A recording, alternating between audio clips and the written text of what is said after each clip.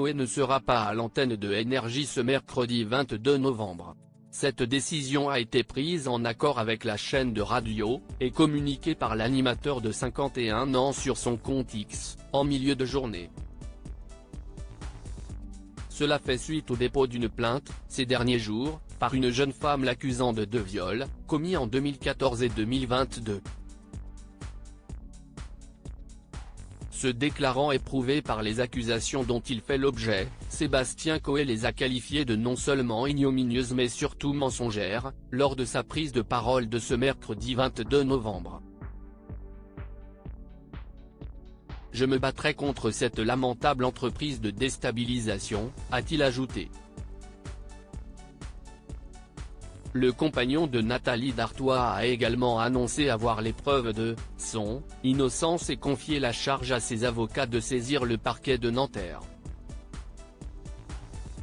Déjà ce mardi 21 novembre, sur X, Coé avait partagé un communiqué de sa défense, M. Simon Clémenceau, dans lequel un dépôt de plainte en dénonciation calomnieuse contre l'auteur de ces graves accusations infondées a été évoqué.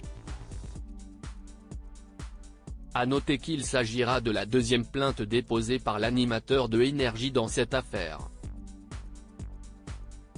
Le 17 novembre dernier, sur X, il s'était dit profondément choqué par des accusations portées contre lui, en ligne, et avait ainsi saisi la justice pour harcèlement moral commis par l'utilisation d'un service de communication au public en ligne.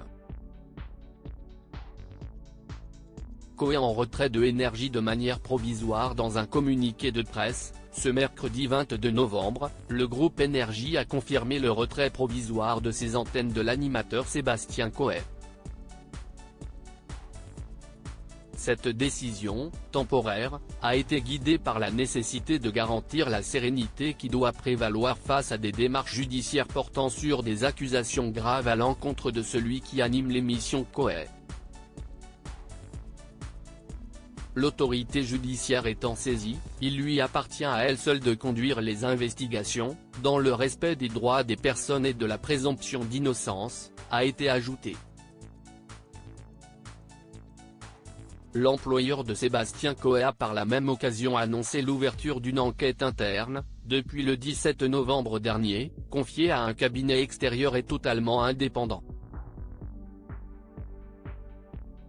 Crédit photo, Christophe Clovis.